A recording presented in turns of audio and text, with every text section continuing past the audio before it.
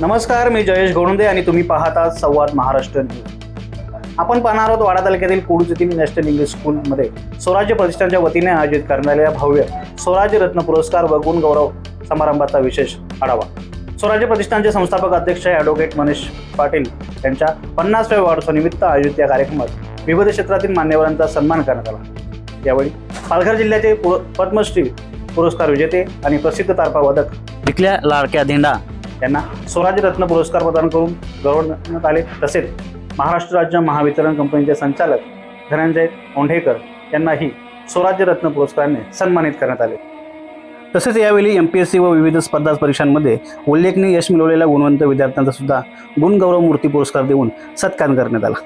यामध्ये विजय शिवदास शिरसाट, महेश प्रकाश कडव, योगेश मधुकर ठाणगे, कल्पेश मंगेश मांगर, अभिजित मधुकर रणवीर, प्रणव संजय जाधव, अमोल मधुकर जाधव, कौशल शरद गोतारणे, भूषण मनोज भोईर आणि संजना रमेश दिवा विद्यार्थ्यांचा मान्यवरांच्या हस्ते गौरव करण्यात आला। या कार्यक्रमाला शिवसेना नेते प्रकाश पाटील, भिवंडी ग्रामीणचे आमदार शांताराम मोरे, सांगली येथील स्पर्धा परीक्षक मार्गदर्शक देवदत्त राजे उपाध्याय यांच्यासह विविध क्षेत्रातील मान्यवर, शिक्षक, पालक आणि शेकडो विद्यार्थी मोठ्या संख्येने उपस्थित होते। यावेळी पद्मश्री विकल्या लाडक्या धिंडा यांनी आपल्या पारंपरिक तारपावादनाची मनमोहक प्रस्तुत सादरीकरण करून उपस्थितांची मने जिंकली। मान्यवरांनी विद्यार्थ्यांना स्पर्धा परीक्षांमध्ये यशस्वी होण्यासाठी चिकाटी, सातत्य आणि कठोर परिश्रमांचे महत्त्व पटवून दिले। अशा प्रकारचे सामाजिक, शैक्षणिक आणि सांस्कृतिक उपक्रम समाजातील गुणवंतांना प्रेरणा देणारे ठरत असून स्वराज्य प्रतिष्ठानच्या या उपक्रमाचे सर्व स्तरातून कौतुक होत आहे। स्वराज्य प्रतिष्ठान या आमच्या स्वयंसेवी संस्थेचा 3रा वर्धापन दिन आज चिंचघर या ठिकाणी नॅशनल इंग्लिश स्कूल च्या सभागृहामध्ये आयोजित केलेला होता आणि आजच्या या वर्धापन दिनी आम्ही खास करून स्वराज्य रत्न पुरस्कार म्हणून या ठिकाणी काही मान्यवरांना गौरवलं। त्यामध्ये प्रामुख्याने आपल्या पालघर जिल्ह्यातील नुकतंच ज्यांना राष्ट्रपती महोदयांच्या हस्ते पद्मश्री पुरस्कार प्रदान करण्यात आला असे प्रसिद्ध तारपावादक आदरणीय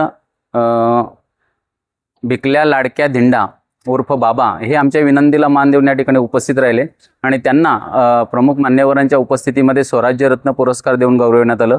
त्याचबरोबर महावितरण कंपनी जी आपल्या घरोघरी विद्युत पुरवठा करते त्या कंपनीमध्ये डायरेक्टर ऑफ ऑपरेशन, संचालक संचलन या पदावर असलेले आदरणीय धनंजय औंढेकर साहेब यांचा सुद्धा या ठिकाणी स्वराज्य रत्न पुरस्कार देऊन गौरवण्यात आलं। कारण महावितरणमध्ये त्यांनी शेतकऱ्यांसाठी राबवलेली जी सौर कृषी पंपाची योजना आहे तिची ग्रीनिश बुकामध्ये नोंद घेतलेली आहे आणि त्यांच्या या कार्याचा गौरव म्हणून या ठिकाणी त्यांना स्वराज्य रत्न पुरस्काराने गौरवण्यात आलं।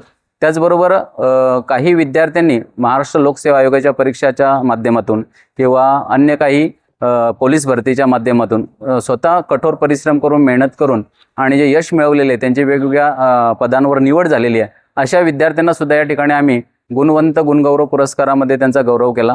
आणि आजचा जो कार्यक्रम होता तो माझा स्वतःचा एक 50व्या वाढदिवसानिमित्त त्याचं औचित्य साधून आम्ही हा कार्यक्रम या ठिकाणी केला आणि या कार्यक्रमाला सर्व गुणवंतांनी, मान्यवरांनी आमच्या या कार्यक्रमाला शिवसेनेचे प्रमुख नेते आदरणीय प्रकाशजी पाटील साहेब उपस्थित राहिले, या भिवंडी ग्रामीणचे आमदार शांताराम मोरे साहेब उपस्थित राहिले आणि आजच्या या कार्यक्रमाचं अध्यक्षस्थान ज्यांनी भूषवलं ते आमचे गुरुवर्य की जे गेली 4 दशकं सांगली जिल्ह्यामध्ये स्पर्धा परीक्षा क्षेत्रात काम करतात, की ज्यांनी शेकडो विद्यार्थी घडवलेले आहेत UPSC MPSCच्या माध्यमातून, असे आदरणीय देवदत्त रोजोपाध्ये ज्यांना आम्ही सगळे पंत काका म्हणून संबोधितो, ते आजच्या कार्यक्रमाला या ठिकाणी उपस्थित राहिले। सांगलीवरून खास या ठिकाणी आले होते आणि त्यांनी उपस्थितांना मार्गदर्शन केलं, इथल्या गुणवंत विद्यार्थ्यांना प्रोत्साहन दिलं, त्यांना प्रेरणा दिली आणि पुढील त्यांच्या वाटचालीसाठी शुभेच्छा दिल्या।